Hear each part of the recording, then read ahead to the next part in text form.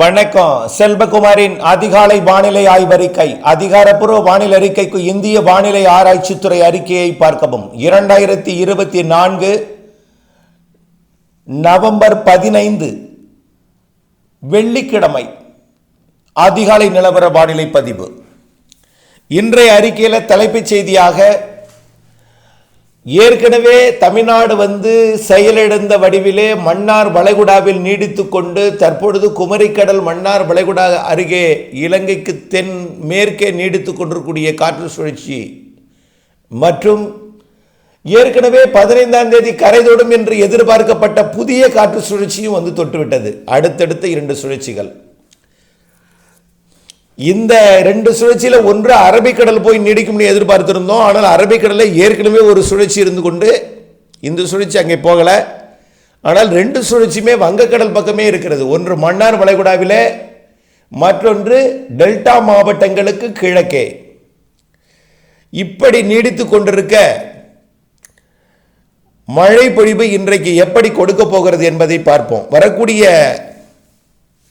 18ஆம் தேதி வரை இந்த சுற்றின் மழை இருக்கிறது எப்படி என்பதை பார்த்துவிட்டு அடுத்த நிகழ்வு 21, 22, 23 தேதிகளிலே வளிமண்டல சுழற்சியாக இலங்கைக்கு தென்புறம் வரை இருக்கிற மழைப்பொழிவு எங்கே, அடுத்ததாக முன்னெச்சரிக்கை எடுக்க வேண்டிய வலுவான நிகழ்வு, கண்டிப்பாக முன்னெச்சரிக்கை எடுக்க வேண்டிய வலுவான நிகழ்வு நவம்பர் 25, 26, 27 தேதிகளிலே இலங்கை மற்றும் தமிழ்நாடு நெருங்க இருக்கிறது. இது தொடர்பாகவும் பார்ப்போம். இதற்கிடையே கடந்த 24 மணி நேர அதிகபட்ச மழைப்பிடிப்பை மட்டும் மாவட்ட வாரியாக பார்த்து விடுவோம். இதில் தூத்துக்குடி மாவட்டத்தில் அதிகபட்ச மழைப்பிடிப்பு பொழிந்திருக்கும். அதற்கு பிறகு நள்ளிரவுக்கு பிறகு சென்னை முதல் புதுக்கோட்டை கடலோரம் வரைக்கும், குறிப்பாக நாகப்பட்டினம் கடலோரம் முதல் சென்னை வரைக்கும் மழைப்பொழிவு நேற்றைக்கு நள்ளிரவு தொடங்கி இந்த அதிகாலை நேரங்களில் கொடுத்து கொண்டு தான் இருக்கிறது. ஆனாலும் அது குறிப்பிட்ட இடங்களில் அதிகமாகவும் அருகே ஒதுக்கியும் கொடுத்து கொண்டிருக்கிறது. வரக்கூடிய மணி நேரங்களில் அந்த காற்று சுழற்சி தொடும் பொழுது கொஞ்சம் பரவலான மழைப்பொழிவை டெல்டா மாவட்டங்களுக்கு கொடுக்கும். இப்போ இன்றைக்கு மழைப்பொழிவு எப்படி இருக்கும் என்பதற்கு முன்னாடி மழைப்பொழிவை பார்த்துருவோம். அரியலூர் மாவட்டம் திருமானூர் 27 மில்லிமீட்டர். இப்போ நான் 2 சென்டிமீட்டருக்கு மேலே மட்டும்தான் பார்க்க போகிறேன். அதுக்கு கீழே நிறைய இடங்கள் இருக்கிறது. இப்போ திருமானூர் 27 மில்லிமீட்டர். மேலும் செங்கல்பட்டு மாவட்டம் தாம்பரம் 22 மில்லிமீட்டர், செங்கல்பட்டு 20 மில்லிமீட்டர், மேலும் திருக்கழுக்குன்றம் 17 மில்லிமீட்டர். அடுத்தபடியாக Chennai Manali 51 millimetre, Kathivakkam 44, Maduravoyal 37, Alandur 37, Puzhal 36, Sholinganallur 35, Valasaravakkam 35, Meenambakkam 33, Manali 27, Adyar 27, Kodambakkam 26, Adyar park 24, Ice House 23, Annanagar 23, மேலும் மாதவரம் 21, திருவொற்றியூர் 20, மேலும் ராயபுரம் 19, தண்டையார்பேட்டை 19, பெருங்குடி 18, அம்பத்தூர் 18, வானகரம் 17, இது வரைக்கும் போகும். மௌலிவாக்கம் 17, திருவிக நகர் 17 மில்லிமீட்டர், தேனாம்பேட்டை 16, இதற்கு கீழே இருக்கிறது நிறைய இடங்களில். அடுத்தபடியாக பார்த்தீங்கன்னா கோயம்புத்தூர் மாவட்டம் பீளமேடு விமான நிலையம் 18 மில்லிமீட்டர், சிறுவாணி அடிவாரம் 17 millimetre, Sulur 14 millimetre, Sholayar 13 millimetre. இன்னும் நிறைய இடங்களில் அந்த மழைப்பொழிவு இருக்கிறது. அங்கே கடலூர் மாவட்டம் மழைப்பொழிவு இன்னும் கிடைக்கப்பெறவில்லை. கடலூர் மாவட்டத்தில் கனமழை பொழிந்திருக்கிறது. பார்ப்போம், கிடைத்தால் அறிவிப்போம் அடுத்த அறிக்கையில், இல்லையென்றால் மாலை அறிக்கையில் அறிவிப்போம். தருமபுரி மாவட்டம் கடலூர் மாவட்ட மழைப்பொழிவு சில வினாடிகளில் கிடைத்துவிட்டது. Srimushnam 28 millimetre, Virudhachalam 10 millimetre, Kothavacheri 36 millimetre, Kurinjipadi 42 millimetre, Vadakkuthu 81 millimetre, மேலும் லால்பேட்டை 9 மில்லிமீட்டர் தான், சிதம்பரம் 27 மில்லிமீட்டர், காட்டுமன்னார் கோவில் 16 மில்லிமீட்டர், அண்ணாமலை நகர் 33 மில்லிமீட்டர், மேலும் வேப்பூர் 13 மில்லிமீட்டர், மேலும் பார்த்தீங்கன்னா Panruti 16 millimetre, Kudithangi 43 millimetre, Vanamadevi 31 millimetre. மேலும் மழைப்பொழிவுக்கு பார்த்தீங்கன்னா கொத்தவாச்சேரி 36, புவனகிரி 12 மில்லிமீட்டர், சேத்தியார் தோப்பு 28 மில்லிமீட்டர். அடுத்தபடியாக பார்த்தீங்கன்னா தருமபுரி மாவட்டம் பாலக்கோடு 35 மில்லிமீட்டர், பாப்பிரெட்டிப்பட்டி தாலுகா அலுவலகம் 28 மில்லிமீட்டர், மருந்தகள்ளி டிபி 21 மில்லிமீட்டர். மேலும் அந்த மாவட்டத்தில் நிறைய மழைப்பொழிவு இருக்கிறது. திண்டுக்கல் மாவட்டம் Kodaikanal boat club 23 millimetre, Dindigul 21 millimetre, Kodaikanal 21 millimetre, Natham 18 millimetre, Kamatchipuram 17. அந்த மாவட்டத்தில் இன்னும் இருக்கிறது. ஈரோடு மாவட்டம் மழைப்பொழிவு கிடைக்கப்பெறவில்லை. மேலும் கள்ளக்குறிச்சி மாவட்டம் Thirukoilur 31 millimetre, Veeraganur 26 millimetre, Ulundurpet 23 millimetre, Moongil Thuraipattu 22 millimetre. மேலும் அந்த மாவட்டத்தில் நிறைய மழைப்பொழிவு. Mathampoondi 19 millimetre, Venkur 18 millimetre. மேலும் நிறைய இடங்கள் அந்த மாவட்டத்தில் இருக்கிறது. அடுத்தபடியாக காஞ்சிபுரம் மாவட்டம் மழைப்பொழிவு கிடைக்கப்பெறவில்லை. கன்னியாகுமரி மாவட்டத்தில் Chittar 1 46 millimetre, Adayamadai 32 millimetre, Eraniel 28 millimetre, Colachel 28 millimetre. மேலும் குருத்தங்கோடு 26 மில்லிமீட்டர், திருப்பரப்பு 24, பாலமூர் 21, பேச்சிப்பாறை 18, மேலும் தக்கலை 18, கூழித்துறை 15. மேலும் நிறைய இடங்கள் அந்த மாவட்டத்தில் மழை இருக்கிறது. கரூர் மாவட்டத்தில் லேசான மழை தான் பொழிந்திருக்கிறது, ஆனால் பரவலாக இருந்திருக்கிறது.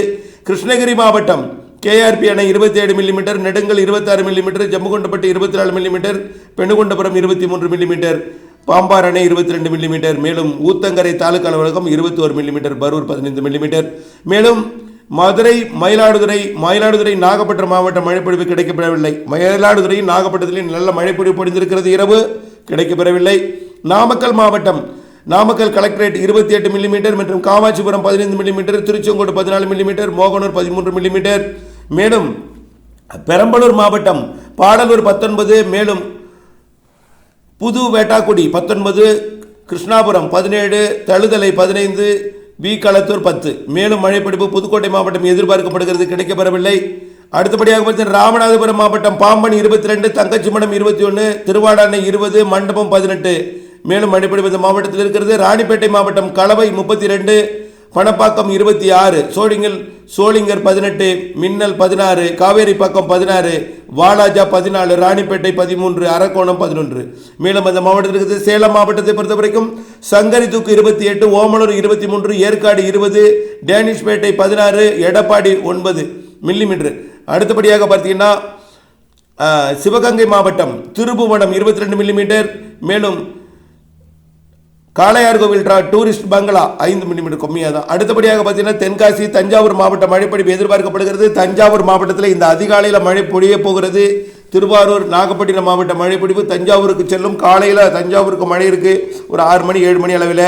அடுத்தபடியாக நீலகிரி மாவட்டம் Nilgiri Keezh Kotagiri 27 millimetre, குந்தாபிரிச்சி 16 millimetre, அரிசன் மலையார் limiter 10 millimetre இன்னும் மழைப்பொழிவு இருக்கிறது இந்த மாவட்டத்தில். தேனி மாவட்டம் பெரியகுளம் 12 மில்லிமீட்டர், அந்த மாவட்டத்தில் நிறைய மழைப்பொழிவு இருக்கிறது. மேலும் திருச்சிராப்பள்ளி மாவட்டம் புள்ளம்பாடி 15 மில்லிமீட்டர், மேலும் அந்த மாவட்டத்தில் நிறைய மழைப்பொழிவு இருக்கிறது. திருவாரூர் மாவட்டம் திருத்துறைப்பூண்டி 33 மில்லிமீட்டர், மன்னார்குடி 18 மில்லிமீட்டர், திருவாரூர் தாலுகா அலுவலகம் 15 millimetre, Muthupettai sub register office 14 millimetre, Pandavaiyar தலைப்பு கொரடாச்சேரி 14 மில்லிமீட்டர், நன்னிலம் தாலுகா அலுவலகம் 11 மில்லிமீட்டர், குடவாசல் 10 மில்லிமீட்டர்.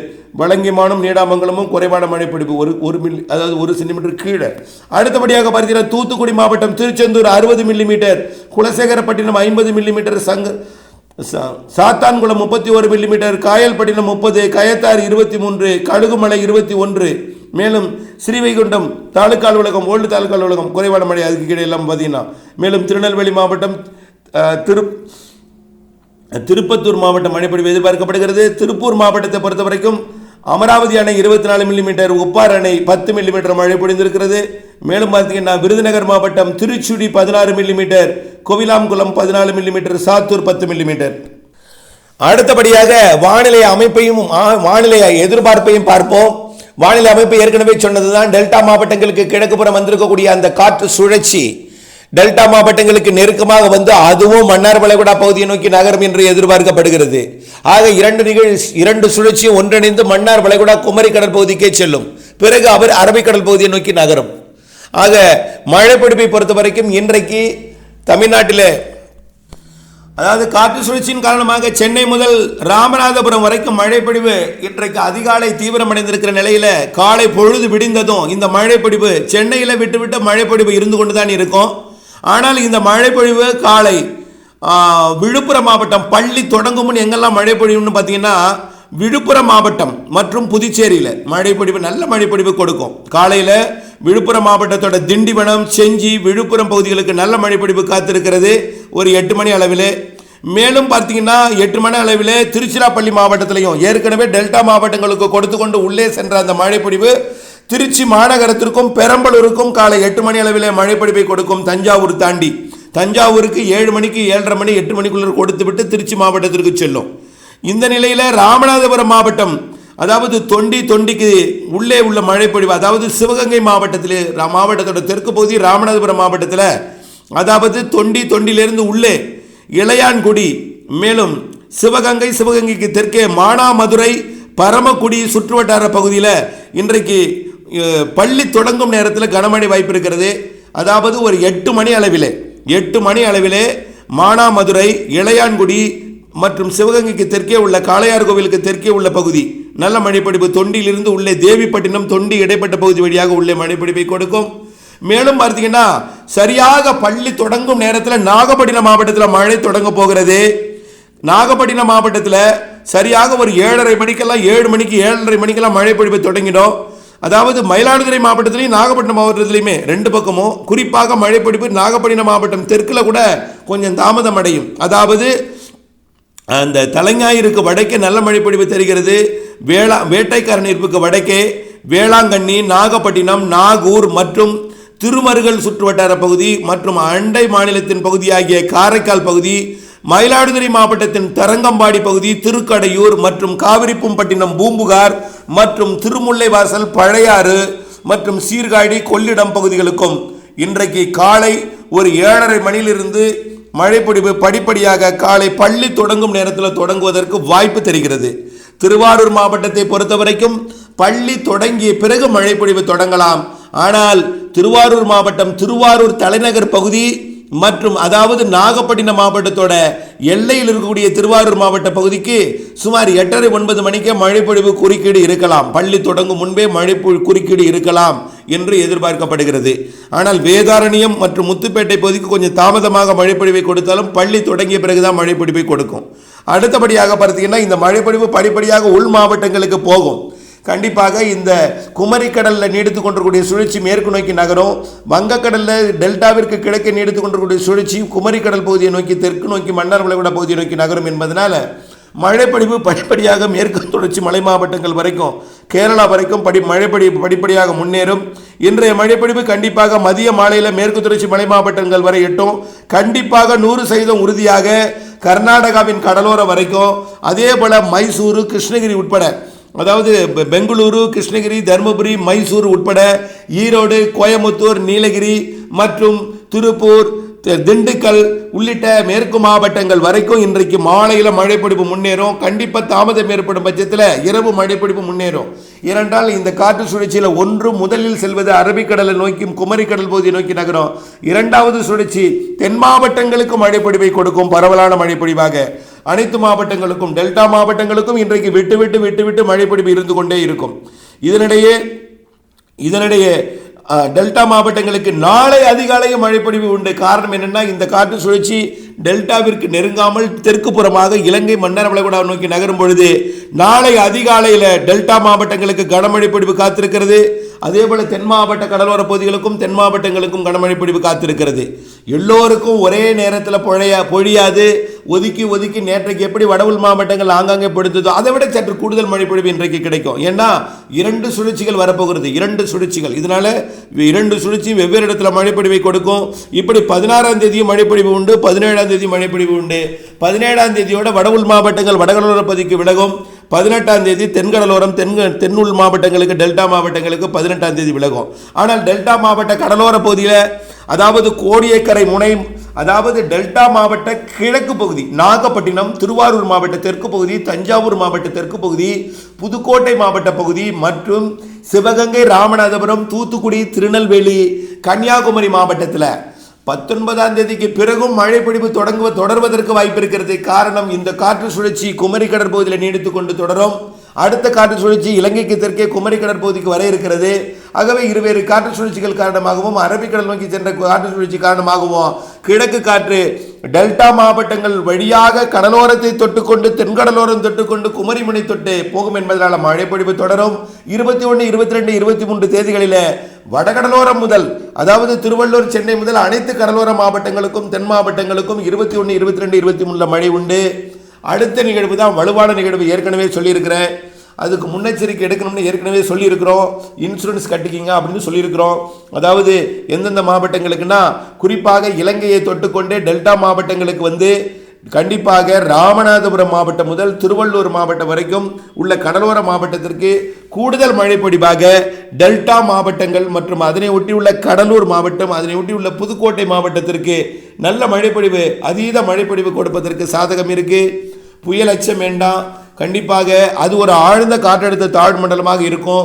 ஒருவேளை பெங்கல் என்ற ஒரு பெயர் கொண்ட ஒரு புயலாக உருவெடுத்தாலும் அந்த புயல் சாதாரண ஒரு புயலாகத்தான் இருக்கும். அதீத மழைப்பொழிவை கொடுக்கக்கூடிய புயலாக இருக்குமே தவிர, வரக்கூடிய 25, 26, 27 தேதி நிகழ்விற்கு நாம் அதீத மழைப்பொழிவிற்கு மட்டும் முன்னெச்சரிக்கை எடுத்தால் போதும். தற்பொழுது வரைக்கும் வடகிழக்கு பருவமழை தொடங்கி இதுவரை ஏரி குளங்கள் நிரம்பவில்லை. கண்டிப்பாக அந்த நிகழ்வு தமிழ்நாட்டின் அனைத்து மாவட்டங்களுக்கும் ஒரு ஏரி குளங்களை நிரப்பும் மழைப்பொழிவாக இருக்கும். மீண்டும் ஒரு முறை அறிவிக்கிறேன்.